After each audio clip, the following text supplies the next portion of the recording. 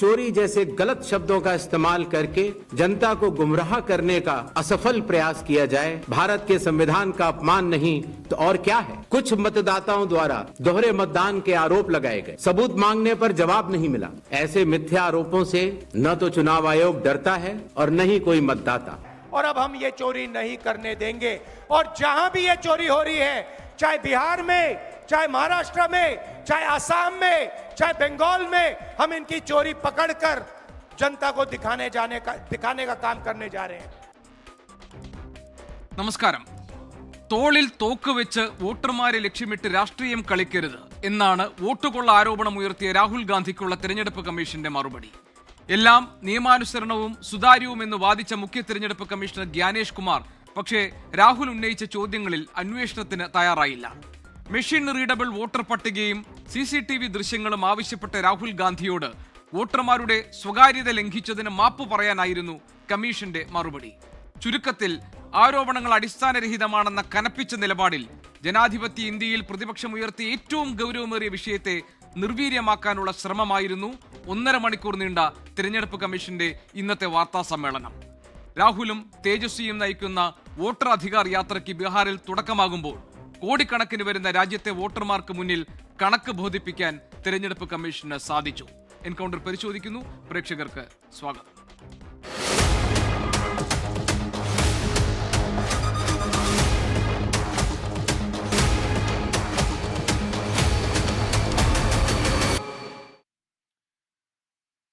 കോൺഗ്രസിലെ ശ്രീ രാജു പി നായർ, BJPയിൽ നിന്ന് ശ്രീ S ഡിന്നി, CPIMൽ നിന്ന് ശ്രീ KT കുഞ്ഞിക്കണ്ണൻ, ഒപ്പം ലോക്സഭാ മുൻ സെക്രട്ടറി ജനറൽ ശ്രീ PDT ആചാരി എന്നിവരാണ് ഇന്ന് ഈ ചർച്ചയിൽ പങ്കെടുക്കാനുള്ളത്.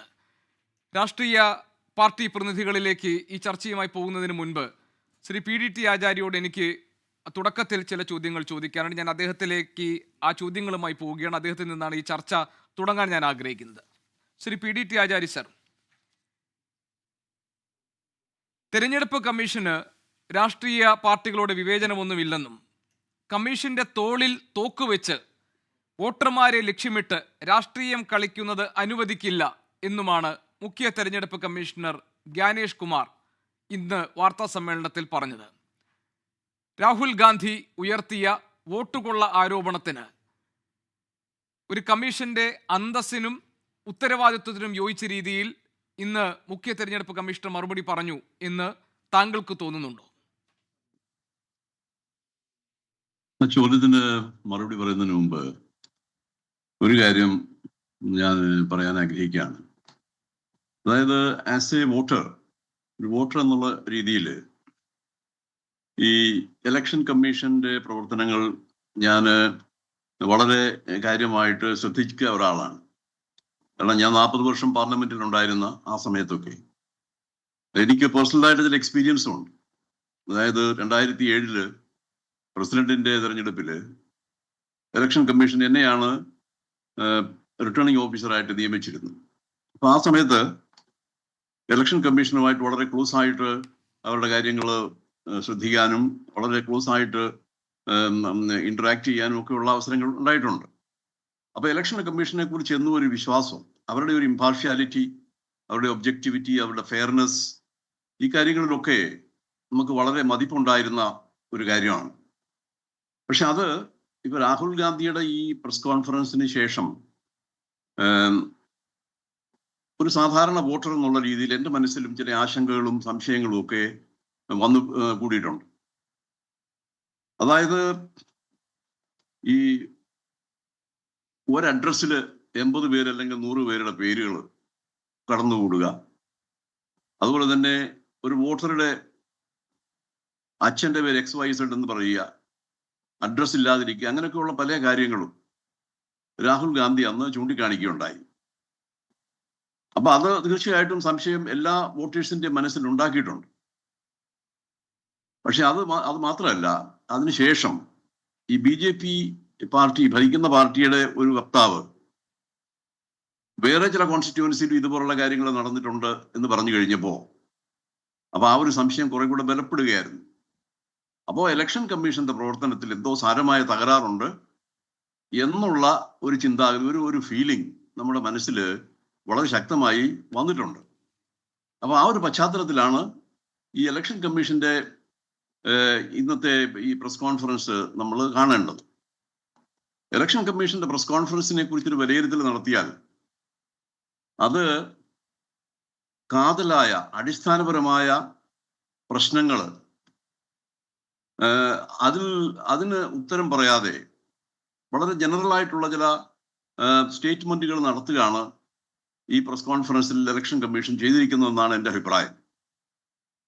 ഈ 80 പേര് അല്ലെങ്കിൽ 100 പേര് ഒരേ അഡ്രസ്സിൽ എങ്ങനെ ഇലക്ടറൽ ലിസ്റ്റിൽ പേര് ഉൾപ്പെടുത്തി? ആഫ്റ്റർ ഓൾ ഇലക്ടറൽ ലിസ്റ്റിൽ പേര് ഉൾപ്പെടുത്തുക എന്ന് പറയുന്നത് ഇലക്ഷൻ കമ്മീഷന്റെ ചുമതലയാണ്. ഇലക്ഷൻ കമ്മീഷന്റെ കീഴിൽ പ്രവർത്തിക്കുന്ന ഉദ്യോഗസ്ഥന്മാരാണ് അത് ചെയ്യുന്നത്. ഇലക്ഷൻ കമ്മീഷൻ അതിന് ഉത്തരവാദിത്തമുള്ളതാണ്. അതെങ്ങനെ സംഭവിച്ചു? കാരണം അങ്ങനെ അല്ലല്ലോ അതിന്റെ പ്രൊസീജിയർ. അതിന്റെ നിയമപരമായിട്ടുള്ള പ്രൊസീജിയർ പരിശോധിച്ചു കഴിഞ്ഞാൽ അങ്ങനെയൊന്നും അല്ല അത് ചെയ്യുന്നത്. വളരെ സുതാര്യമായ രീതിയിൽ ഇത് ചെയ്യണം എന്നുള്ളതാണ് നിയമം അനുശാസിക്കുന്നത്. അങ്ങനെ വരുമ്പോൾ ഇതെങ്ങനെ ചെയ്യുന്നു? അതിനെക്കുറിച്ച് മറുപടി പറയണ്ടേ? ഇലക്ഷൻ കമ്മീഷൻ അങ്ങനെ ഒരു മറുപടി പറയാൻ സാധിച്ചില്ല എന്നുള്ളതാണ്.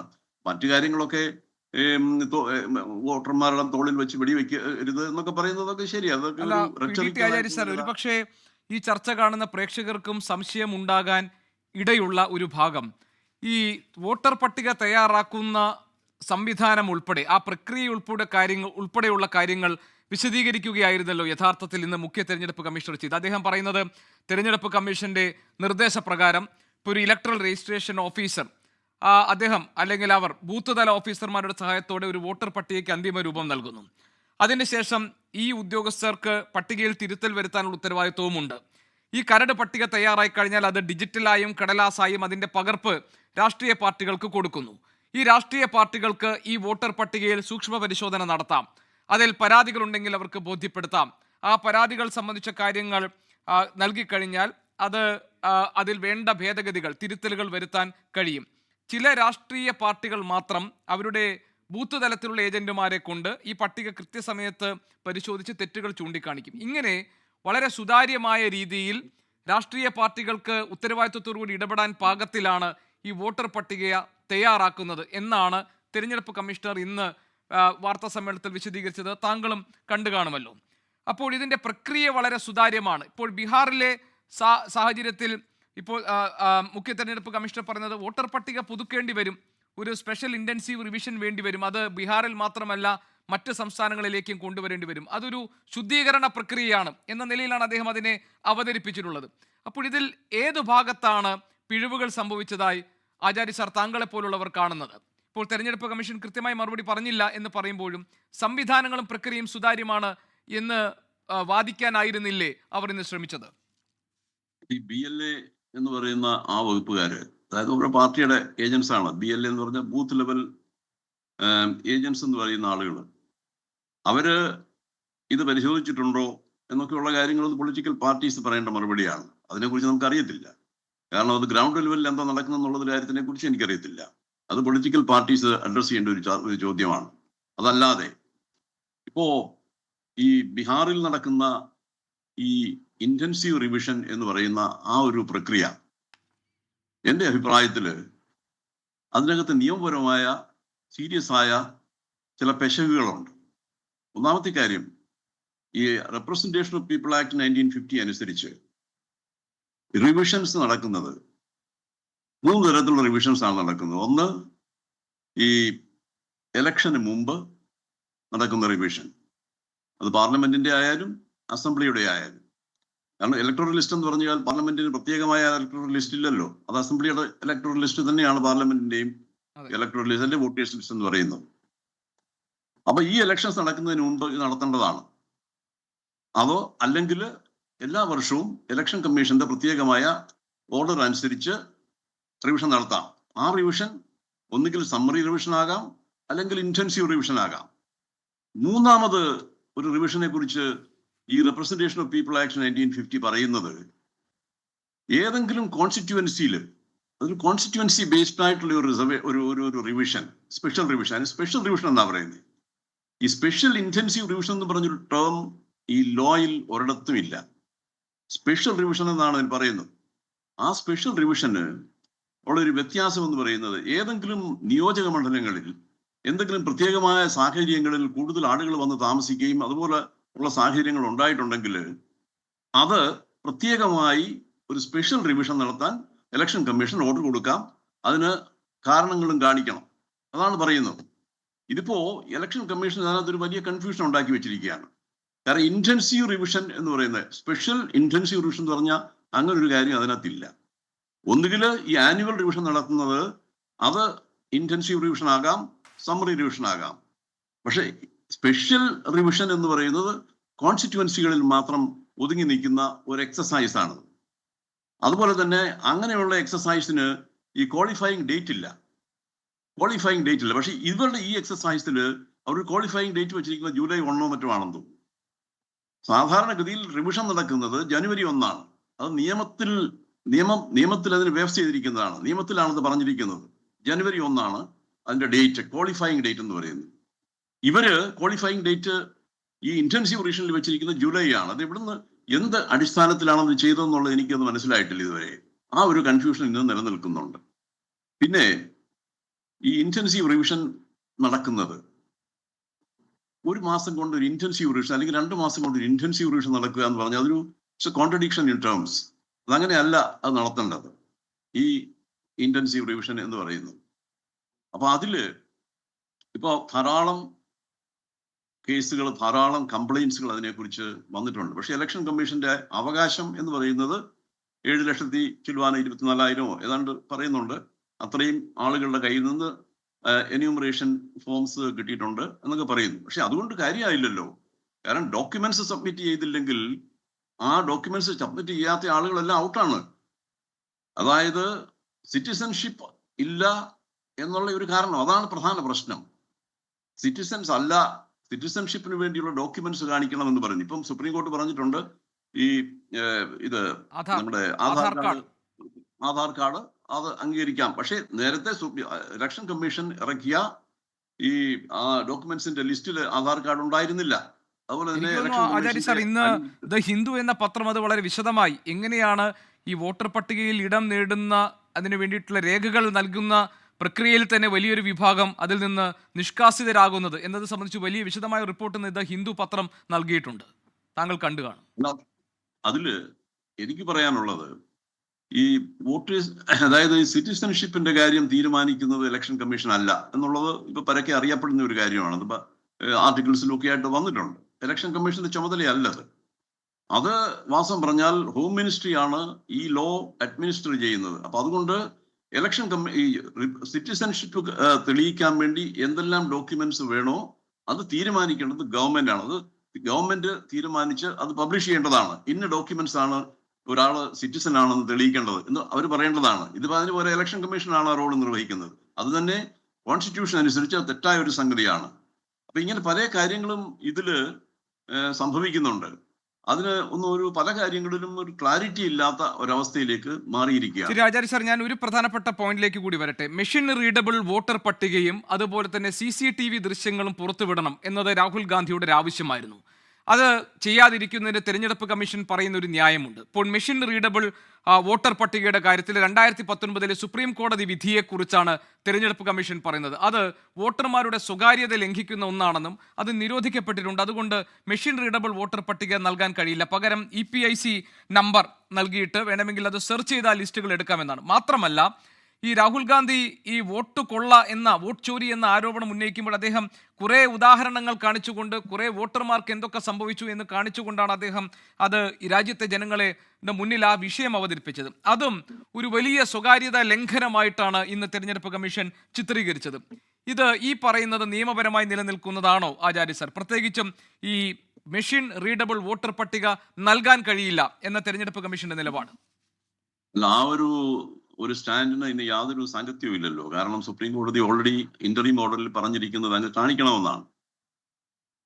മെഷീൻ റീഡബിൾ സെർച്ചബിൾ ആയിട്ടുള്ള ഇലക്ടോറൽ ലിസ്റ്റ് കാണിച്ചിരിക്കണം, പബ്ലിഷ് ചെയ്യണമെന്നാണല്ലോ പറഞ്ഞിരിക്കുന്നത്. അപ്പൊ അതുകൊണ്ട് 2019 സുപ്രീം കോടതിന്റെ ഒബ്സർവേഷൻ എന്ന് പറഞ്ഞ ഇന്ന് അതിനൊരു ഒരു വിലയില്ല. ഇന്നിപ്പം ലേറ്റസ്റ്റ് ആയിട്ടുള്ള സുപ്രീം കോടതിന്റെ ഡിസിഷൻ അതാണ്. അപ്പൊ അത് നടപ്പിലാക്കാൻ അവർ ബാധ്യസ്ഥരാണ്.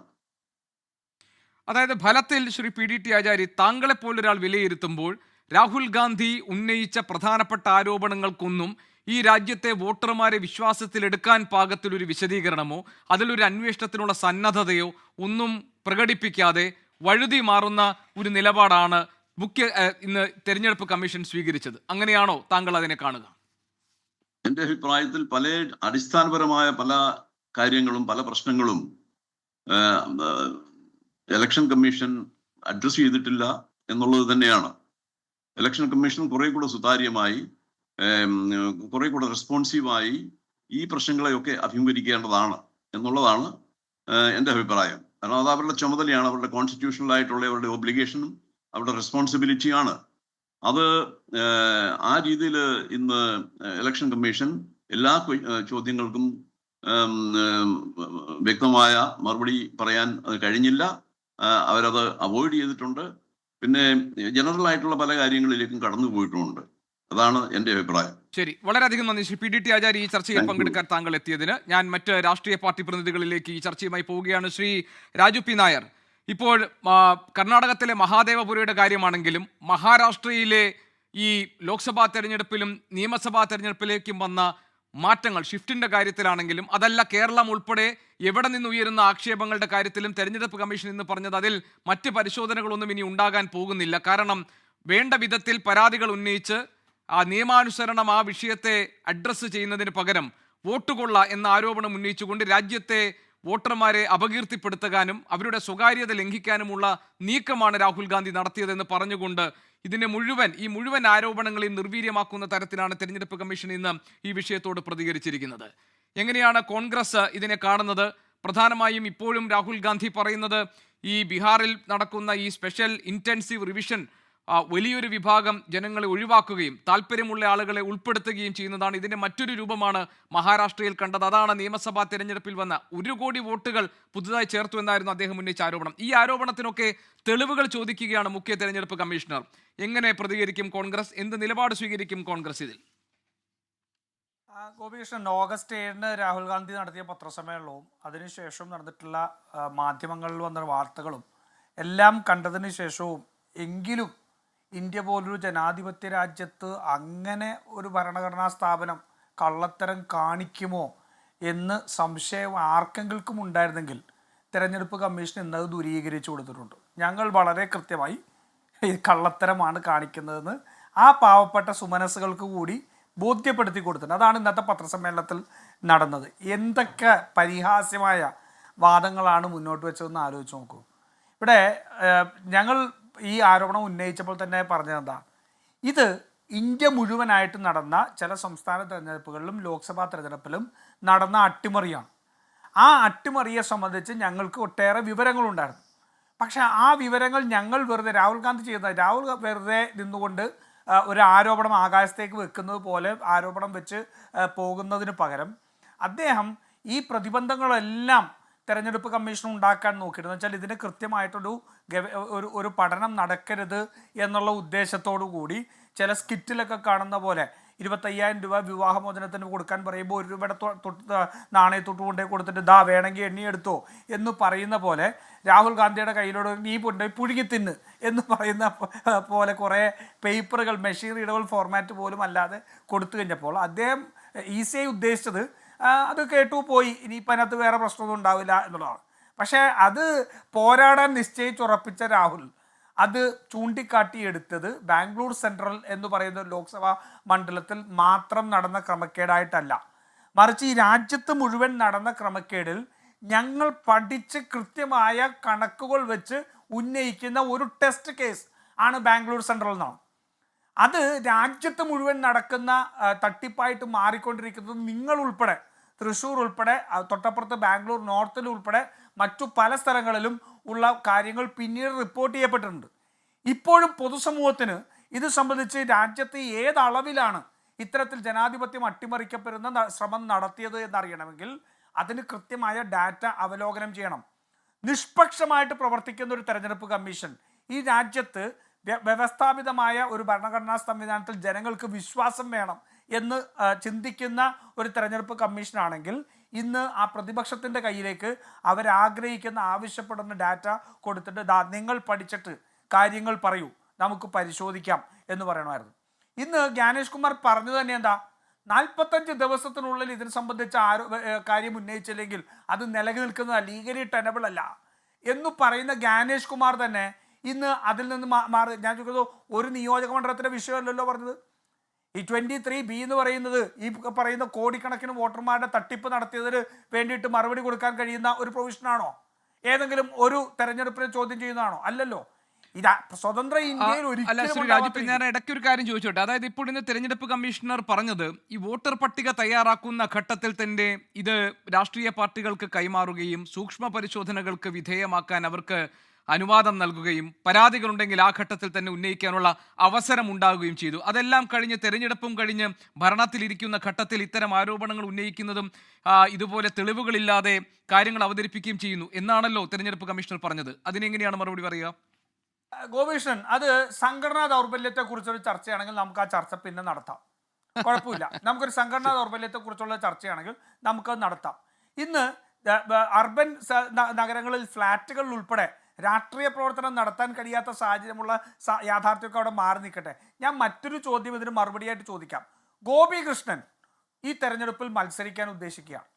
സ്വതന്ത്ര സ്ഥാനാർത്ഥിയായിട്ട് മത്സരിക്കാൻ വേണ്ടി തീരുമാനിക്കുന്ന ഗോപികൃഷ്ണൻ തെരഞ്ഞെടുപ്പ് കമ്മീഷൻ പറയുന്ന കെട്ടിവെച്ച പണം കെട്ടിവെച്ച് അങ്ങൊരു സ്ഥാനാർത്ഥിയാവുകയാണെങ്കിൽ ഈ തെരഞ്ഞെടുപ്പ് പാർട്ടികൾക്ക് കൊടുക്കുന്ന അതേ അവകാശം ഗോപികൃഷ്ണനുണ്ടല്ലോ. ഉറപ്പായിട്ടുണ്ട്. ഗോപികൃഷ്ണനുണ്ടല്ലോ. ഗോപികൃഷ്ണനും തെരഞ്ഞെടുപ്പ് മത്സരിക്കാൻ വേണ്ടി കെട്ടിവെച്ച കാശ് മേടിക്കുന്നുണ്ടല്ലോ. ആകെ നാഷണൽ പാർട്ടികൾക്ക് കിട്ടുന്ന ഒരു അഡ്വാൻറ്റേജ് എന്ന് വെച്ചാൽ ബാലറ്റ് പേപ്പറിൽ ആദ്യം വരാം. അത് തന്നെ നിയമയുദ്ധത്തിനും മറ്റു പല കാര്യങ്ങൾക്കും ശേഷമാണ്. അതല്ലെങ്കിൽ മറ്റെല്ലാ അവകാശങ്ങളും എല്ലാ സ്ഥാനാർത്ഥിക്കും ഉണ്ടല്ലോ. ഇന്ത്യൻ നാഷണൽ കോൺഗ്രസിനോടും BJP-യോടും മാത്രമല്ലല്ലോ ഈ കമ്മീഷന് പ്രതിബദ്ധത ഉണ്ടാവേണ്ടത്, കമ്മീഷന് സുതാര്യത ഉണ്ടാവേണ്ടത്, കമ്മീഷന് ഉത്തരവാദിത്വ ബോധം ഉണ്ടാവേണ്ടത്. തെരഞ്ഞെടുപ്പ് മത്സരിക്കാൻ വേണ്ടി കെട്ടിവെച്ച കാശ് മേടിച്ച ഗോപികൃഷ്ണനോടും വേണമല്ലോ. അപ്പോൾ ഗോപികൃഷ്ണനോട് എന്താണ് തെരഞ്ഞെടുപ്പ് കമ്മീഷന്റെ മറുപടി? ഇന്ന് ജ്ഞാനേഷ് പറഞ്ഞ മറുപടിയിൽ നിന്ന് ഒരു സ്വതന്ത്ര സ്ഥാനാർത്ഥിയായിട്ട് മത്സരിക്കാൻ ഗോപികൃഷ്ണൻ ആഗ്രഹിച്ചാൽ ഗോപികൃഷ്ണൻ എന്ത് മറുപടിയാണ് കിട്ടുക? അങ്ങേക്ക് നീതി നിഷേധിച്ചു എന്നല്ലേ കിട്ടുക?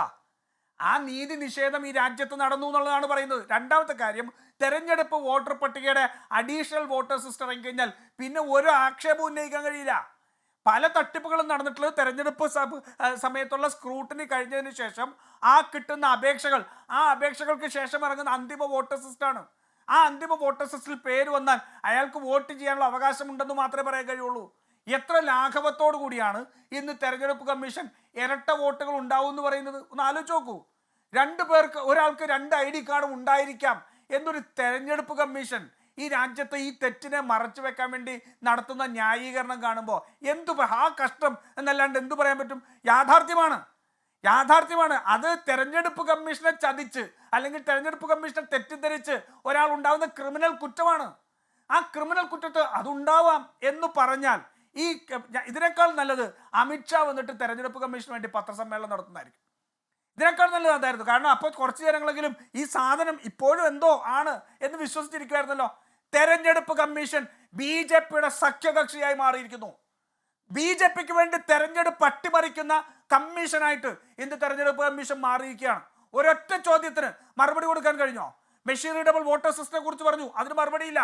ഇപ്പോൾ ഇനി മനുസ്മൃതി വായിച്ചിട്ടാണോ എന്നറിയില്ല, CCTV-യിൽ കാണുന്ന കാര്യങ്ങൾ പുറത്തുവിട്ടാൽ അമ്മയും പെങ്ങളും ഇവർക്ക് നാണമില്ലേ, ലജ്ജ തോന്നുന്നില്ലേ? ഈ ഒരു ജനാധിപത്യ സമൂഹത്തിൽ നിന്ന് ഇത്രയും വലിയൊരു വോട്ട് തിരിമറി നടത്തിയ അട്ടിമറിയെ കുറിച്ച് പറയുമ്പോൾ മനു സ്മൃതിയെ പോലും നാണിപ്പിക്കുന്ന ഇത്തരത്തിലുള്ള വാദങ്ങൾ എടുത്തുകൊണ്ട് വരാനായിട്ട്. അപ്പോൾ വളരെ കൃത്യം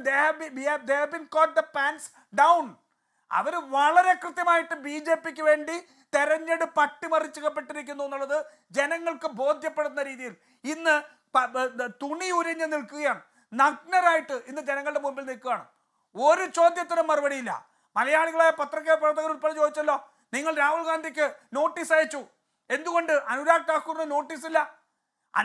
രാഹുൽ ഗാന്ധി ചെയ്തത് തെറ്റാണെങ്കിൽ, കുറ്റമാണെങ്കിൽ അനുരാഗ് ഠാക്കൂർ ചെയ്ത അതേ കുറ്റമല്ലേ? അനുരാഗ് ഠാക്കൂറിന് 4 ദിവസത്തിനുള്ളിൽ വയനാട്ടിലെ ഉൾപ്പെടെ റായ്ബറേലി ഉൾപ്പെടെ ഉള്ള വോട്ടർ ലിസ്റ്റിന്റെ ഇലക്ട്രോണിക് ഫോർമാറ്റ് എങ്ങനെ ലഭിച്ചു എന്നുള്ള ചോദ്യം അവിടെ നിൽക്കട്ടെ. അതും കൊടുത്തത് ഇവർ തന്നെയാണ്, അത് നിൽക്കട്ടെ. പക്ഷെ അപ്പോഴും അനുരാഗ് ഠാക്കൂർ പത്രസമ്മേളനത്തിൽ ഉന്നയിച്ചത് രാഹുൽ ഗാന്ധി ഉന്നയിച്ചത് തന്നെയല്ലേ? അപ്പൊ എങ്ങനെയാ അനുരാഗ് ഠാക്കൂറിന് നോട്ടീസ് ഇല്ലാതെയാ പോകുന്നത്? അതിന് വ്യക്തമായിട്ട് മറുപടി പറയാൻ കഴിഞ്ഞോ? അതാ പറഞ്ഞത്, ഇലക്ഷൻ കമ്മീഷൻ ദയവ് ചെയ്ത് BJPയുടെ ഓഫീസിൽ പോയിരിക്കണം. ചുരുപക്ഷം നമ്മുടെ നികുതി പണമെടുത്ത് ആ ബിൽഡിങ്ങിലെ AC-യും ലൈറ്റെങ്കിലും ഇടാതിരിക്കാൻ പറ്റുമല്ലോ. അത്രയും ലാഭമെങ്കിലും ഈ രാജ്യത്തിനുണ്ടായി കൊടുക്കട്ടെ. BJPയുടെ ഓഫീസിൽ പോയിരിക്കണം. ജ്ഞാനേഷ് കുമാർ BJP ഓഫീസിലെ ക്ലർക്കിന്റെ പണിയാണ് എടുത്തുകൊണ്ടിരിക്കുന്നത്. ക്ലർക്കിന്റെ പണി, BJP ഓഫീസിലെ ക്ലർക്കിന്റെ പണി. രാജ്യത്തെ ജനാധിപത്യം തകർന്നിരിക്കുന്നു. രാജ്യം ജനാധിപത്യം തകർത്ത് ഇന്ന് BJPയുടെ ഭരണത്തിന് വേണ്ടി അട്ടിമറികൾ നടത്തുന്ന ഏജൻസിയായിട്ട് ഇന്ന് തെരഞ്ഞെടുപ്പ് കമ്മീഷൻ മാറിയിരിക്കുന്നു. ശരി ശരി ശ്രീ രാജു പി നായർ, നമുക്ക് രണ്ടാം ഘട്ടത്തിൽ കൂടുതൽ കാര്യങ്ങൾ ചർച്ച ചെയ്യാം. നമ്മൾ ചർച്ചയിലേക്ക് കടക്കുന്നു വീണ്ടും. ശ്രീ എസ് ഡിന്നി, പ്രധാനപ്പെട്ട പല പ്രശ്നങ്ങളും ഈ വോട്ടെടുപ്പുമായി ബന്ധപ്പെട്ട്, വോട്ടർ പട്ടികയുമായി ബന്ധപ്പെട്ട് രാഹുൽ ഗാന്ധി ഉന്നയിച്ചിട്ടുണ്ട്. ഇപ്പോൾ ഈ സ്പെഷ്യൽ ഇന്റൻസീവ് റിവിഷൻ ബീഹാറിൽ നടപ്പാക്കുമ്പോൾ 65 ലക്ഷം വോട്ടർമാർ അവരുടെ സമ്മതിദാനാവകാശം എന്ന അവരുടെ അധികാരത്തിന് പുറത്തേക്ക് കടക്കുന്നു, അവർ പിന്തള്ളപ്പെടുന്നു എന്നതാണ് ഒന്നാമത്തെ ആരോപണം. അതിനു മുൻപ് ഈ മഹാദേവപുരയിലും ഈ ബംഗളൂരു സെൻട്രൽ ലോക്സഭാ മണ്ഡലത്തിലും പിന്നെ മഹാരാഷ്ട്രയിൽ ലോക്സഭാ തെരഞ്ഞെടുപ്പിൽ ഇന്ത്യ മുന്നണിക്ക് ഉണ്ടാക്കാൻ പറ്റുന്ന നേട്ടം, പിന്നീട് നിയമസഭാ തെരഞ്ഞെടുപ്പിൽ തകിടം മറിഞ്ഞതിന് പിന്നിൽ 1 കോടി പുതിയ വോട്ടർമാരെ ചേർത്തതും അതിൽ ഒരു നിയമസഭാ മണ്ഡലത്തിൽ 1 ലക്ഷം വോട്ടർമാരെ പുതുതായി ചേർത്തതും അടക്കം പേരും ഊരുമില്ലാത്തവർ പോലും വോട്ട് ചെയ്യുന്ന ഘട്ടമുണ്ടാവുകയും അങ്ങനെ BJPയും തെരഞ്ഞെടുപ്പ് കമ്മീഷനും ചേർന്ന് ഒത്തുകളിച്ച് ഈ തെരഞ്ഞെടുപ്പ് അവർക്കനുകൂലമാക്കി മാറ്റി എന്നതായിരുന്നു രാഹുൽ ഗാന്ധി ഓരോ മണ്ഡലങ്ങളെയും എടുത്തു പറഞ്ഞുകൊണ്ട് വോട്ടർമാരുടെ പേരുകൾ സഹിതം പറഞ്ഞുകൊണ്ട് ഉന്നയിക്കപ്പെട്ട ആരോപണം. ഈ ആരോപണത്തിന് എന്ത് മറുപടിയാണ് ഇന്ന് മുഖ്യ തെരഞ്ഞെടുപ്പ് കമ്മീഷണറുടെ നേതൃത്വത്തിൽ നടന്ന വാർത്താ സമ്മേളനത്തിൽ താങ്കൾക്ക് കിട്ടിയത്?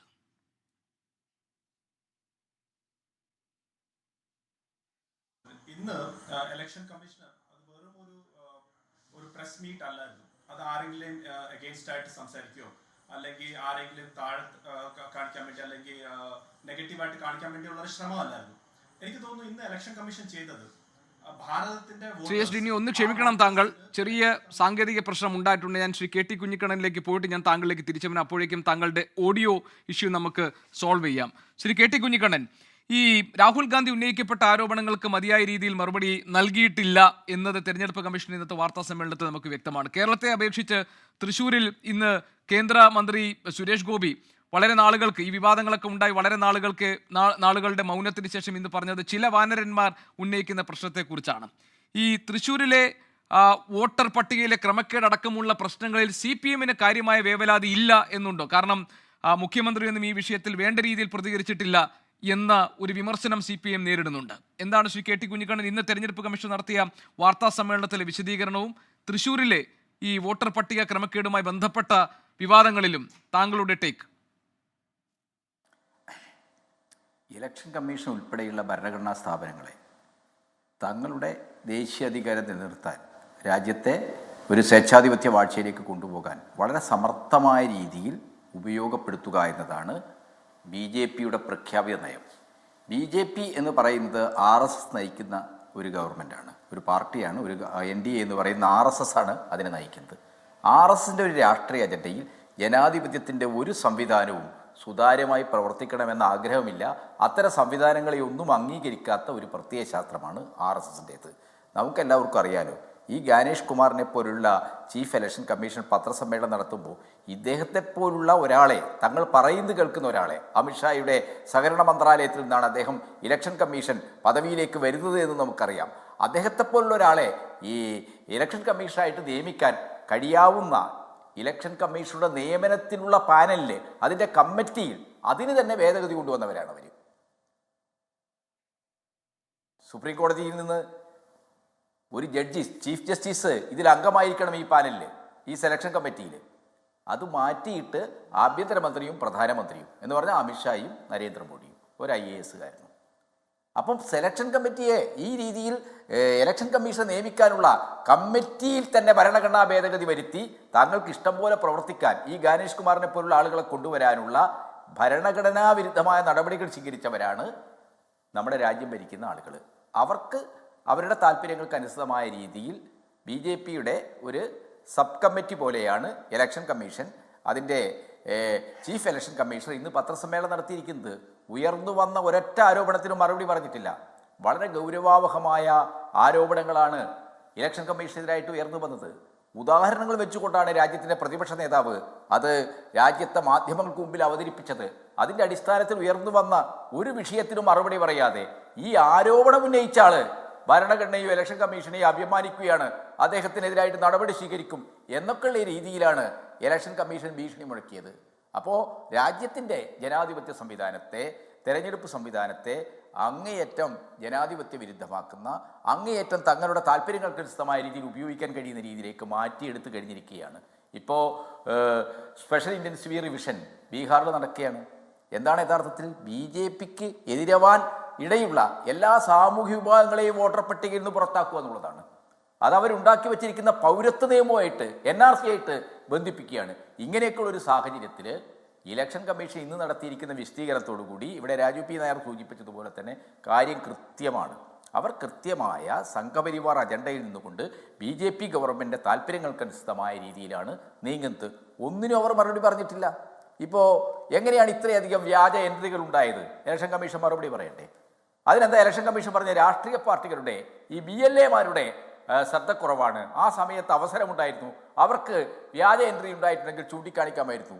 അതൊരവസരമാണ്, ചൂണ്ടിക്കാണിക്കാമായിരുന്നു. പക്ഷേ ഇലക്ഷൻ കമ്മീഷൻ ജനങ്ങളോട് പറയുന്നതാണ്, അവർ നിയമിച്ച BLO-മാരുണ്ടല്ലോ, ബൂത്ത് ലെവൽ ഓഫീസേഴ്സ് ഉണ്ടല്ലോ, വോട്ടർ പട്ടിക വെരിഫൈ ചെയ്യാനും അത്തരം നടപടികളിലൂടെ ഈ വോട്ടർ പട്ടിക കൃത്യമാക്കാൻ, സത്യസന്ധമാക്കാനുള്ള ഉത്തരവാദിത്തം ഇലക്ഷൻ കമ്മീഷൻ നിക്ഷിപ്തമാണ്. ഇലക്ഷൻ കമ്മീഷൻ ആ പ്രവർത്തനങ്ങൾ നിർവഹിക്കുന്നതിൽ എന്ത് വീഴ്ചയാണ് വന്നത്? എങ്ങനെയാണ് ഇത്ര വ്യാജ വോട്ടുകൾ, വ്യാജ എൻട്രികൾ ഉണ്ടായത്? തൃശ്ശൂരിൽ തന്നെ ഒരു വീട്ടിൽ, ആ വീട്ടിലെ ഒരു ഏകാംഗം ഒറ്റ വോട്ടറേ ഉള്ളൂ, പ്രസന്ന എന്ന സഹോദരി. ആ സഹോദരി എന്താ പറഞ്ഞത്? എൻ്റെ വീട്ടിൽ 10 വോട്ടുകൾ ചേർത്ത് ഞാൻ അറിഞ്ഞിട്ടില്ല. നാട്ടിൻ്റെ പല ഭാഗത്തുള്ള BJPക്കാരെയൊക്കെ തന്നെ തൃശ്ശൂർ മണ്ഡലത്തിൽ കൊണ്ടുവന്ന് വോട്ടർമാരാക്കുകയല്ലേ ചെയ്തത്? ഈ വ്യാജ എൻട്രി എങ്ങനെയാണ് ഉണ്ടായത്? അതിൽ ഇലക്ഷൻ ഉദ്യോഗസ്ഥന്മാർ ഇലക്ഷൻ കമ്മീഷന്റെ സമ്മതത്തോടു കൂടി എന്തൊക്കെ പ്രവർത്തനങ്ങളാണ് നടത്തിയത്? അതിന് ഉത്തരവാദികളാരാണ്? അത് തിരുത്താൻ തയ്യാറാകുമോ? അതിൽ നടപടിയെടുക്കാൻ തയ്യാറാകുമോ? ഈ കാര്യത്തിന് മറുപടി പറഞ്ഞു. രാഹുൽ ഗാന്ധി ഉന്നയിച്ച ഒരു പ്രധാനപ്പെട്ട പ്രശ്നം അത് തന്നെയാണ്. എങ്ങനെയാണ് ഇത്ര എൻട്രി ഉണ്ടായത്? ആ വ്യാജ എൻട്രികളുടെ കാര്യം ഇപ്പോൾ നരേന്ദ്രമോദി പ്രതിദാനം ചെയ്യുന്ന വാരാണസിയിൽ വോട്ടുള്ള ഒരു ആദിത്യ ശ്രീവാസ്തവ ബാംഗ്ലൂർ സെൻട്രൽ വോട്ടറാണ്. എങ്ങനെയാണ് ഇത് സംഭവിച്ചത്? ഉത്തർപ്രദേശിലെ വാരണാസിയിൽ വോട്ടുള്ള ഒരാൾ എങ്ങനെയാണ് ബാംഗ്ലൂർ സെൻട്രൽ വോട്ടറായത്? ഇതാരാണ് ഇങ്ങനെ ചേർത്തത്? ഇത് വളരെ ആസൂത്രിതമായ, സംഘടിതമായ ഇലക്ഷൻ കമ്മീഷൻ്റെയും കൂടി സഹായത്തോടു കൂടി ചെയ്ത ഒരു വ്യാജ എൻട്രിയാണ്. ഇതിനെതിരായിട്ട് നടപടി വേണം, ഇത് അന്വേഷിക്കണം. വളരെ ജനാധിപത്യപരമായി പ്രവർത്തിക്കുന്ന ഒരു സംവിധാനം രാജ്യത്തെ ജനങ്ങളോട് പറയേണ്ടത് എന്താണ്? ഞങ്ങൾ ഇത് അന്വേഷിക്കാം. അങ്ങനെ അന്വേഷിക്കാമെന്ന് പറഞ്ഞു. അന്വേഷിക്കാമെന്ന് പറയുന്നതിന് പകരം എന്താണ്? ഇത് ഉന്നയിച്ച ആള് ഇത്തരം ആരോപണം ഉന്നയിച്ച് ഭരണഘടനയെയും ഭരണഘടനാ സ്ഥാപനത്തെയും അവഹേളിക്കുകയാണ്, അപമാനിക്കുകയാണ് ചെയ്തത്. അതൊന്നും ഞങ്ങൾ വെറുതെ വിടില്ല, ഞങ്ങൾ നോക്കി നിൽക്കില്ല എന്നൊക്കെയുള്ള രീതിയിൽ ഒരു BJPയുടെ സബ് കമ്മിറ്റി പറയുന്നത് പോലെയാണ് ഇലക്ഷൻ കമ്മീഷൻ ഇന്ന് ഈ പത്രസമ്മേളനത്തിൽ പ്രതികരിച്ചത്. ഇത് തീർച്ചയായിട്ടും രാജ്യത്തിൻ്റെ ജനാധിപത്യ സംവിധാനം എത്തപ്പെട്ട അപകടകരമായ ഒരു സന്ധിയാണ് കാണിക്കുന്നത്. ആ അപകടകരമായ സന്ധി ഉയർന്നു വരുമ്പോൾ ചില ആൾക്കാർ പറയുന്നുണ്ട് CPM ഇത് വളരെ നേരത്തെ. ഇപ്പോൾ രാഹുൽ ഗാന്ധി പത്രസമ്മേളനം നടത്തുന്നതിന് മുമ്പ് ഞാനും ഗോപികൃഷ്ണനുമൊക്കെ ഇന്ത്യ ടുഡേ ഈ കാര്യം പുറത്തു കൊണ്ടുവന്ന് വായിച്ചേല്ലേ? എത്ര ഓൺലൈൻ മാധ്യമങ്ങൾ ഇന്ത്യയിൽ ഇലക്ഷൻ കമ്മീഷൻ ഉപയോഗിച്ചുകൊണ്ട് വ്യാജ വോട്ടുകൾ ചേർക്കുന്നുണ്ട്, വോട്ട് അപഹരണം നടക്കുന്നുണ്ട്. ഈ കാര്യങ്ങൾ രാജ്യം ചർച്ച ചെയ്യുന്ന കാര്യമാണ്. അങ്ങനെ ചർച്ച ചെയ്യുന്ന ഒരു കാര്യത്തെ കൃത്യമായി പഠിച്ച് രാജ്യത്തിൻ്റെ പ്രതിപക്ഷ നേതാവ് എന്ന നിലക്ക് മാധ്യമങ്ങളെ വിളിച്ച് പത്രസമ്മേളനത്തിലൂടെ കൃത്യമായി വോട്ടർമാരുടെ പേര്, ക്രമനമ്പർ എല്ലാം ഉദ്ധരിച്ചുകൊണ്ട് രാഹുൽ ഗാന്ധി വിശദീകരിച്ചു. അങ്ങനെ വിശദീകരിച്ചു കഴിഞ്ഞാൽ പ്രധാനമന്ത്രിയെപ്പോലെ തന്നെ പ്രതിപക്ഷ നേതാവും ഭരണഘടനാപരമായ ഒരു പദവിയാണ്. പ്രതിപക്ഷ നേതാവ് ഉയർത്തിയിരിക്കുന്ന ഈ ആരോപണത്തിന് കൃത്യമായ മറുപടി പറയണം. മറുപടി പറയാതെ എല്ലാത്തിൽ നിന്നും ഒഴിഞ്ഞു പോവുകയാണ് ഇന്നത്തെ പത്രസമ്മേളനത്തിൽ ഇലക്ഷൻ കമ്മീഷൻ ചെയ്ത്. ശരി ശരി ശ്രീ കെ ടി കുഞ്ഞുകണ്ണൻ, ഞാനതാ വരുന്നു. ഞാനൊരു ചെറിയ ഇടവേള എടുക്കും. ഞാൻ അതിനുശേഷം ശ്രീ എസ് ഡിന്നിയിലേക്ക് വരും. ചർച്ചയിലേക്ക് വീണ്ടും. ശ്രീ എസ് ഡിന്നി, ഈ രാഹുൽ ഗാന്ധി ഉന്നയിച്ച ആരോപണങ്ങൾക്ക് ഈ തെരഞ്ഞെടുപ്പ് കമ്മീഷണർ ഇന്ന് നൽകിയ മറുപടി, അതിൽ താങ്കൾക്ക് ആ ചോദ്യങ്ങൾക്കുള്ള വ്യക്തത വന്നോ മറുപടിയിൽ? നോക്കൂ ശ്രീ ഗോപികൃഷ്ണ, ഞാൻ പറയുന്നത് ക്ലിയർ അല്ലേ? ക്ലിയർ ആണ്, പറയൂ. Hello, okay, thank you. Shri Gopikrishnan, ഞാൻ ഇന്ന് കാണുന്ന, അതായത് ഇന്ന് ഇലക്ഷൻ കമ്മീഷൻ ചെയ്ത പ്രസ് മീറ്റ്, അത് ഞാൻ കണ്ടതെന്ന് വെച്ചാൽ തരത്തിലാണ്, രണ്ട് കാര്യങ്ങളാണ് അതിനകത്ത് വ്യക്തമായിട്ട് ഞാൻ മനസ്സിലാക്കിയിട്ടുള്ളത്. ഒന്ന്, ഇലക്ഷൻ കമ്മീഷൻ എന്നുള്ള ഇൻസ്റ്റിറ്റ്യൂഷൻ, ആ ഇൻസ്റ്റിറ്റ്യൂഷന്റെ ട്രസ്റ്റ് അതേപോലെ തന്നെ നിലനിർത്താനുള്ള ഒരു ശ്രമവും. രണ്ടാമതായിട്ട് ഇലക്ഷൻ കമ്മീഷൻ ഏറ്റവും കൂടുതൽ ഇമ്പോർട്ടൻ്റ് ആയിട്ടുള്ള ഒരു കാര്യം എന്ന് വെച്ചാൽ വോട്ടേഴ്സാണ്. ആ വോട്ടേഴ്സിന്റെ അവരുടെ റൈറ്റ്സിനെ സംരക്ഷിക്കുക, അവരുടെ ഇൻഡിവിജ്വാലിറ്റിയെ സംരക്ഷിക്കുക, അവർ ഭാരതത്തിലുള്ള ഒരു പൗരനാണ് എന്നുള്ള നിലയിലുള്ള അവരുടെ എല്ലാ റൈറ്റ്സിനെയും സംരക്ഷിച്ചുകൊണ്ട് അവർക്ക് വോട്ട് ചെയ്യാനുള്ള അധികാരം ആ രീതിയിലേക്ക് തന്നെ നിലനിർത്തണം എന്നുള്ള രീതിയാണ്.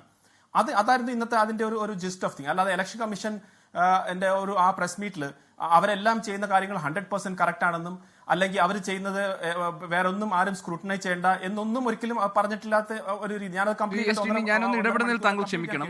രാഹുൽ ഗാന്ധി ചെയ്ത്, അതായത് ഈ ആരോപണം ഉന്നയിച്ച രാഹുൽ ഗാന്ധിയുടെ ഭാഗത്താണ് തെറ്റ് എന്ന് വരുത്തി തീർക്കാനായിരുന്നല്ലോ തെരഞ്ഞെടുപ്പ് കമ്മീഷൻ ഇന്ന് ശ്രമിച്ചത്. അതുകൊണ്ടാണല്ലോ തോളിലിരുന്ന് തോക്കു ചൂണ്ടിയതുകൊണ്ട് ഈ ഇവിടുത്തെ വോട്ടർമാരെ അപമാനിക്കാനുള്ള ശ്രമമാണ് നടത്തുന്നത്, അവർ വെച്ച് രാഷ്ട്രീയം കളിക്കുകയാണെന്ന് ഗുരുതരമായ ഒരു വിഷയം ഉന്നയിക്കുമ്പോൾ തെരഞ്ഞെടുപ്പ് കമ്മീഷന് പ്രതികരിക്കേണ്ടി വരുന്നത്. അല്ലാതെ അതിനെപ്പറ്റി അന്വേഷണമില്ല, അതിനെക്കുറിച്ചുള്ള ചോദ്യങ്ങളില്ല, അതിനെക്കുറിച്ച് ഇവരാവശ്യപ്പെട്ട കാര്യങ്ങൾ നൽകാമെന്നൊരു മറുപടിയില്ല. ആരോപണം ഉന്നയിച്ചയാൾ വലിയ കള്ളൻ എന്ന നിലയിലല്ലേ ഇന്ന് തെരഞ്ഞെടുപ്പ് കമ്മീഷൻ പറഞ്ഞത്? Shri Gopikrishnan, I am sure എന്നെ അലൗ ചെയ്യും. ഞാൻ സ്റ്റാർട്ട് പോലും ചെയ്തിട്ടില്ലായിരുന്നു. നൗ ലിസൺ, അതിന്റെ കാര്യം എന്താണെന്ന് വെച്ച് കഴിഞ്ഞാൽ, ഞാൻ എന്തുകൊണ്ടാണ് ഇലക്ഷൻ കമ്മീഷൻ അങ്ങനെ ചെയ്തത്, എന്തുകൊണ്ടാണ് ശ്രീ രാഹുൽ ഗാന്ധി ഈ വോട്ട് ചോരി എന്ന് പറഞ്ഞാൽ വളരെ സീരിയസ് ആയിട്ടുള്ള ഒരു അലിഗേഷൻ അല്ലേ അത്. ഇപ്പം എറേഴ്സ് ഉണ്ടാവാം, ഇലക്ഷൻ കമ്മീഷന്റെ ഭാഗത്ത് നിന്ന് എറർ ഉണ്ടാവാം, തെറ്റുകൾ ഉണ്ടാവാം, ഓവർസൈറ്റ് ഉണ്ടാവാം. പക്ഷെ വോട്ട് ചോരി എന്നതിന്റെ അർത്ഥം അത് കംപ്ലീറ്റ് അട്ടിമറി എന്നുള്ള രീതിയിലാണ്. അതാണ് ബഹുമാനപ്പെട്ട ശ്രീ രാജു പി നായരും പറഞ്ഞത്. അതായത് BJPക്ക് വേണ്ടി ചെയ്യുന്നു എന്നുള്ള രീതിയിലുള്ള, അത് വളരെ സീരിയസ് ആയിട്ടുള്ള കാര്യമാണ്. കാരണം നോക്കൂ, ഇവിടെ ഇന്നിപ്പം BJP ആണ്, ഇതിനു മുൻപ് കോൺഗ്രസ് ആയിരുന്നു, നാളെ വേറെ ഏതെങ്കിലും പാർട്ടി ആയിരിക്കും. പക്ഷേ ഈ ഇലക്ഷൻ കമ്മീഷൻ എന്നുള്ള ഇൻസ്റ്റിറ്റ്യൂഷൻ എപ്പോഴും ഇതുപോലെ തന്നെ നിലനിൽക്കണം.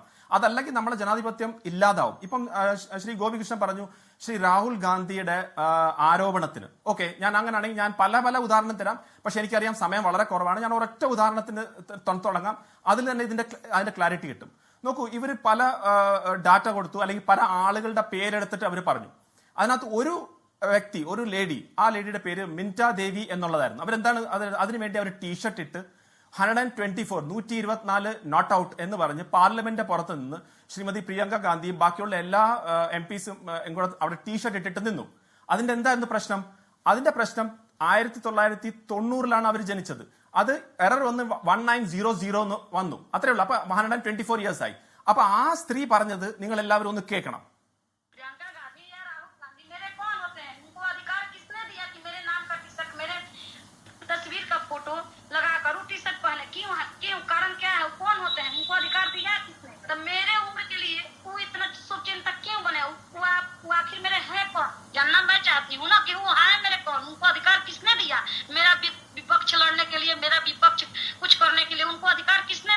അപ്പൊ ഈ ചോദ്യം, അതായത് ശ്രീ മിൻറ്റ ദേവിയുടെ പേരെടുത്ത് അവരുടെ ഫോട്ടോ വെച്ച് അവരുടെ ടീഷർട്ട് ഇട്ട് പാർലമെന്റ് പുറത്തുനിന്ന് ലോകം മൊത്തം അവരെ നാണം കെടുത്തിയത് അവര് ചോദിക്കുകയാണ്. ആ സാധാരണക്കാർ സ്ത്രീ ചോദിക്കുകയാണ്, ആരാണ് ഈ അധികാരം കൊടുത്തത്? ആരാണ് ശ്രീ രാഹുൽ ഗാന്ധിക്ക് അധികാരം കൊടുത്തത്? ആരാണ് ശ്രീമതി പ്രിയങ്ക ഗാന്ധിക്ക് അധികാരം കൊടുത്തത് എന്റെ പേര് ഉപയോഗിച്ച് ഇങ്ങനെ ഒരു നാടകം ചെയ്യാൻ?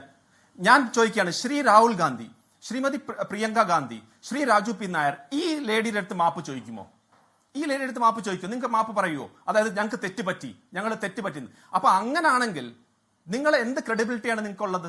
ഇതുപോലെ എത്ര കേസുകൾ. നേരത്തെ ശ്രീ KT കുഞ്ഞുകണ്ണൻ, ആദിത്യ ശ്രീവാസ്തവ് എന്നാണ് അദ്ദേഹത്തിന്റെ പേര്. ആദിത്യ ശ്രീവാസ്തവ് ലക്നൌവിലായിരുന്നു. ലക്നൌവിൽ നിന്ന് ബോംബെയിൽ പോയി, ബോംബെയിൽ നിന്ന് ബാംഗ്ലൂരിലേക്ക് വന്നു. അപ്പം ഇത് ഇന്ന് ഇലക്ഷൻ കമ്മീഷണർ തന്നെ പറഞ്ഞതാണ്, പലരും ഒരു സ്ഥലത്ത് നിന്ന് ഇപ്പം പ്രത്യേകിച്ച് ഗ്രാമത്തിൽ നിന്നൊക്കെ ആണെങ്കിൽ അവർക്ക് ജോലി കിട്ടാൻ വേണ്ടി അവര് സിറ്റീസിലേക്ക് പോകും. അപ്പൊ ചിലപ്പോൾ അവിടെ വോട്ട് കാണും. ആ വോട്ട് അടുത്ത സ്ഥലത്ത് പോകുമ്പോൾ അവിടെ 6-7 വർഷം അല്ലെങ്കിൽ 6 മാസം കഴിഞ്ഞാൽ അവിടെ ചിലപ്പോൾ അവർ പുതിയ വോട്ടർ ID അല്ലെങ്കിൽ പുതിയ വോട്ടർ ലിസ്റ്റിലേക്ക് വരും. എന്നിട്ട് അവർ ചിലപ്പോൾ പത്രത്തിൽ ഈ ലെറ്റർ വൈസ് ആയിരിക്കും മറ്റു സ്ഥലത്ത് ക്യാൻസൽ ചെയ്യാൻ, അല്ലെങ്കിൽ അവർ ചിലപ്പോൾ പറഞ്ഞു കാണത്തില്ല. അപ്പൊ 2 വോട്ടർ സ്ഥലത്ത് വോട്ടർ ലിസ്റ്റിൽ ഉണ്ടെന്ന് വിചാരിച്ചാൽ 2 അത് ഒരു ഫേക്ക് ആയിട്ട് 2 സ്ഥലത്ത് പോയി ചെയ്യുന്നതല്ല. മനസ്സിലാക്കുക, ഒരു വ്യക്തിക്ക് 2 സ്ഥലത്ത് പേര് കാണാം വോട്ടർ ലിസ്റ്റിൽ, അത് തെറ്റല്ല. അത് ചിലപ്പോൾ അത് ഓവർസൈറ്റ് ആവാം. പക്ഷെ ഒരേ വ്യക്തി 2 പ്രാവശ്യം പോയി വോട്ട് ചെയ്യുന്നതാണ് ക്രിമിനൽ കുറ്റം. ശരി, അതാണ് എന്റെ അല്ല, അതിനും വലിയ പ്രശ്നങ്ങൾ ഇവിടെ ഉണ്ടല്ലോ. അതായത് രാജ് കമൽ ദാസിന് 45 മക്കൾ, മഹാരാഷ്ട്രയിൽ 1 കോടി പുതിയ വോട്ടർമാർ, ഒരു നിയമസഭാ മണ്ഡലത്തിൽ 1 ലക്ഷം വോട്ടർമാർ. ഇത് ആർക്ക് വേണ്ടി ചേർന്നതാണ്? ബീഹാറിൽ 65 ലക്ഷം വോട്ടുകൾ വെട്ടിമാറ്റിയത് ആരുടെ താല്പര്യം സംരക്ഷിക്കാനാണ്? ഈ 45 മക്കൾ ശ്രീ ഗോപികൃഷ്ണൻ അന്വേഷിച്ചായിരുന്നോ? അതൊരു ആശ്രമമായിരുന്നു. ആ ആശ്രമത്തിലെ ആ സ്വാമി തന്നെ വന്ന് പറഞ്ഞു, ആ 45 കുട്ടികൾ അവിടെ വന്നു, അവർ ഈ വീടും എല്ലാം വിട്ടിട്ടാണ് വന്നത്, അവരുടെ അച്ഛൻ ആ സ്ഥാനത്ത് ആ ഗുരുവിനാണ്, അത് അദ്ദേഹം വന്ന് ലൈവ് ക്യാമറയിൽ വരെ പറഞ്ഞിട്ടുണ്ട്. അപ്പൊ ഇത് ഓരോ സ്ഥലത്തും വന്നിട്ട് ഇങ്ങനെ ഓരോന്ന് എടുത്തു കഴിഞ്ഞാൽ നമ്മൾ ഈ ലാർജർ പിക്ചർ എന്നുള്ള രീതിയിലേക്കുള്ള ഒരു വലിയൊരു ഒരു തെറ്റായിട്ട് മെസ്സേജ് പോകാനുള്ള ഒരു ശ്രമമാണ് നടത്തിക്കൊണ്ടിരിക്കുന്നത്. ഒരു ഇലക്ഷൻ കമ്മീഷനെ നിങ്ങൾക്ക് ചോദ്യം ചെയ്യാം, അതായത് ഇലക്ഷന്റെ പ്രൊസീജിയർ അല്ലെങ്കിൽ ആര്, പക്ഷെ വോട്ട് ചോരി എന്നൊക്കെ പറയുമ്പം അത് ഡയറക്റ്റ് ആയിട്ട് ഒരു ആ ഇൻസ്റ്റിറ്റ്യൂഷൻ തകർക്കുക എന്നുള്ള ഒരു രീതിയിൽ തന്നെയാണ് ഞാൻ ചോദിക്കുന്നത്. ഞാനൊരൊറ്റ കാര്യമേ ചോദിക്കുന്നുള്ളൂ ശ്രീ എസ് ഡിന്നി. ഇലക്ഷൻ കമ്മീഷന്റെ ഈ തെരഞ്ഞെടുപ്പിന്റെ സുതാര്യത സംബന്ധിച്ച് ലോക്സഭയിലെ പ്രതിപക്ഷ നേതാവ് ഗൗരവമുള്ളൊരു ആരോപണം ഉന്നയിക്കുമ്പോൾ ഈ തെരഞ്ഞെടുപ്പ് കമ്മീഷന് വേണ്ടി മറുപടി പറയേണ്ട ആളുകൾ BJP നേതാക്കളല്ലല്ലോ. അതിന് മറുപടി പറയുകയും ഈ രാജ്യത്തെ ജനങ്ങളെ ബോധ്യപ്പെടുത്തുകയും ചെയ്യേണ്ട ഉത്തരവാദിത്വം തെരഞ്ഞെടുപ്പ് കമ്മീഷന് നിക്ഷിപ്തമാണല്ലോ. അവരത് ചെയ്തോ? ഞാൻ പറഞ്ഞുതരാം അതിന്റെ ഉത്തരം. നോക്കൂ, എന്താന്ന് വെച്ചാൽ ശ്രീ രാഹുൽ ഗാന്ധി ബഹുമാനപ്പെട്ട നമ്മുടെ പ്രതിപക്ഷ നേതാവാണ്. പക്ഷെ അദ്ദേഹം വളരെ ഗുരുതരമായിട്ടുള്ള ഒരു ആരോപണം ഇങ്ങനെ ചെയ്യുമ്പോൾ, ഇലക്ഷൻ കമ്മീഷന് അഗെയിൻസ്റ്റ് ആയിട്ട് ചെയ്യുമ്പം രാഷ്ട്രീയപരമായിട്ട് അതിനെ നമ്മൾ നേരിടും. കാരണം എന്താണ് നമ്മുടെ രാഷ്ട്രീയ ഉദ്ദേശം? ഈ ഇലക്ഷൻ കമ്മീഷന്റെ അഗെയിൻസ്റ്റ് ആയിട്ട് നിങ്ങൾ ഇങ്ങനെ വരുമ്പം നിങ്ങളുടെ ഭാഗത്തും അതേ എറേഴ്സ് ഉണ്ടായെന്നാണ് ശ്രീ അനുരാഗ് ഠാക്കർ കാണിച്ചത്. അതായത് ഇത് ഞാൻ നേരത്തെ ആരോ ചോദിച്ചു അനുരാഗ് ഠാക്കറിന്റെ എന്തുകൊണ്ട് അഫിഡവിറ്റ് ചോദിച്ചില്ലെന്ന്. അദ്ദേഹം വോട്ട് ചോരി എന്നുള്ള രീതിയിലേക്ക് ഇലക്ഷൻ കമ്മീഷൻ എടുത്ത് പറഞ്ഞോ? അദ്ദേഹം പറഞ്ഞത് പൊളിഞ്ഞുപോയി. അദ്ദേഹം പറഞ്ഞത് ചൗണ്ടേരി എന്ന വയനാട്ടിലെ സ്ഥലത്ത്, വയനാട്ടിലെ ചൗണ്ടേരി എന്ന പേരിൽ അവിടെ പല മതസ്ഥർ വോട്ട് ചെയ്തു എന്നാണ്. അതൊരു സ്ഥലപ്പേരാണെന്നും അവിടെ പല മതസ്ഥർ കഴിയുന്ന ഒരു സ്ഥലമാണെന്നും അതുകൊണ്ട് ഞങ്ങളെല്ലാം പേരിനോടൊപ്പം വെക്കുകയും സ്ഥലപ്പേര് വെക്കുകയും ഒക്കെ ചെയ്യുന്ന അവിടുത്തെ വോട്ടർമാർ പറഞ്ഞു. അതുകൊണ്ട് അദ്ദേഹം ചൂണ്ടിക്കാണ്ടി എന്താണ്, ഇതുപോലുള്ള ഇലക്ട്രോൾ റോൾസിൽ പല എറർസും ഉണ്ടാവാം. ആ എറർസ് വയനാട് ഉൾപ്പെടെയുള്ള പ്രദേശത്തുണ്ട്. അപ്പൊ അതാണ് അദ്ദേഹം എന്താണ് അത് എററല്ല, അത് ഇഗ്നോറൻസ് ആണ്. അതൊരു എററല്ല, അത് ഇഗ്നോറൻസിൽ നിന്നാണ് അത് വന്നത്. ഇഗ്നോറൻസ് ആണെങ്കിൽ ശ്രീ രാഹുൽ ഗാന്ധിക്ക് ഇഗ്നോറൻസ് അല്ലേ ശ്രീ ഗോപി? അത് ഇഗ്നോറൻസ് അല്ലേ? ശ്രീ രാഹുൽ ഗാന്ധിയുടെ ഈ മഹാദേവപുര എന്നുള്ള തുടങ്ങുന്ന അസംബ്ലി കോൺസ്റ്റിറ്റ്യൂഷൻ തുടക്കുന്നതാണ്. ഞങ്ങൾ 7 അലോമി ശ്രീ ഗോപികൃഷ്ണൻ അലോമി ടു സ്പീക്ക്. അതായത് 7 കോൺസ്റ്റിറ്റ്യൂഷനിൽ കോൺഗ്രസ് ജയിച്ചുകൊണ്ടിരിക്കുകയായിരുന്നു, ഒരെണ്ണത്തിൽ മാത്രമാണ് BJP ജയിച്ചെന്നുള്ളത് തുടങ്ങിയല്ലേ അദ്ദേഹം തുടങ്ങിയത്. അതിനകത്ത് വാസ്തവം എന്തായിരുന്നു? 4-4 എന്നുള്ള റേഷ്യോ അല്ലായിരുന്നോ? അപ്പൊ അവിടെ എന്താണ്, അത് ഇഗ്നോറൻസ് ആണോ അതോ വിൽഫുൾ ഇഗ്നോറൻസ് ആണോ, അതോ മനഃപൂർവ്വമായിട്ട് തെറ്റിദ്ധരിപ്പിക്കുകയാണോ? അപ്പൊ അത് പറഞ്ഞതിനകത്തൊരു ലോജിക് ഇല്ല. ഇനി വേറൊരു കാര്യം കൂടെ ചോദിക്കാം. അതായത് സ്പെഷ്യൽ ഇന്റൻസീവ് റിവിഷൻ നടക്കുന്നു ബീഹാറിൽ. ഞാൻ ചോദിക്കുന്നത്, ഇന്ന് ശ്രീ ഗണേഷ് കുമാർ അദ്ദേഹം വളരെ കൃത്യമായിട്ട് പറഞ്ഞല്ലോ, 15 ദിവസമായിട്ട് ആ പ്രൊസീജിയർ നടന്നുകൊണ്ടിരിക്കുകയാണ്. അദ്ദേഹം പറഞ്ഞ് അതിന്റെ ഇതുവരെ വന്നിട്ടുള്ള എന്യൂമറേഷൻ ഫോംസ് എല്ലാ പാർട്ടികളുടെയും ഡിസ്ട്രിക്ട് പ്രസിഡന്റ്മാർ സൈൻ ചെയ്ത് വെരിഫൈ ചെയ്ത് കൊടുത്തു കഴിഞ്ഞു. അങ്ങനെയാണ് 7.24 crores വന്നിട്ടുള്ളത്. 65 ലക്ഷത്തിന്റെയാണ് ഇതുവരെ കണക്ക് വരാത്തത്. അദ്ദേഹം പറഞ്ഞ് ഈ 15 ദിവസത്തിനിടയ്ക്ക് തന്നെ ഒരൊറ്റ കേസുകൾ പോലും ഇതിന് അഗെയിൻസ്റ്റ് ആയിട്ട് വന്നിട്ടില്ല. എന്തുകൊണ്ട് വന്നില്ല? നിങ്ങൾ ഈ സ്പെഷ്യൽ ഇന്റൻസീവ് റിവിഷൻ പ്രോബ്ലം ആണ്, എന്തുകൊണ്ട് വന്നില്ല? അദ്ദേഹം വീണ്ടും പറഞ്ഞു 15 days ഇനിയുണ്ട്, 15 ദിവസം ഇനിയുണ്ട്. ഈ 15 ദിവസത്തിനകം നമ്മൾ ചെയ്യുന്ന ഈ പ്രൊസീജിയറിനകത്ത് എന്തെങ്കിലും എറർ ഉണ്ടെങ്കിൽ ഞങ്ങളെ കൊണ്ടുവരൂ, അത് നമ്മൾ ശുദ്ധീകരിക്കാം. ശരി, ഞാൻ ഇടവേളെടുക്കുകയാണ് ശ്രീ എസ് ഡിനി. വളരെ പെട്ടെന്ന് പോകേണ്ടതുകൊണ്ട് ശ്രീ രാജു പി നായർ 1 മിനിറ്റിൽ പറയാൻ ഒരു മറുപടി താങ്കൾ കരുതി വെച്ചു. ശ്രീ രാജു പി നായർ, താങ്കളുടെ മറുപടി.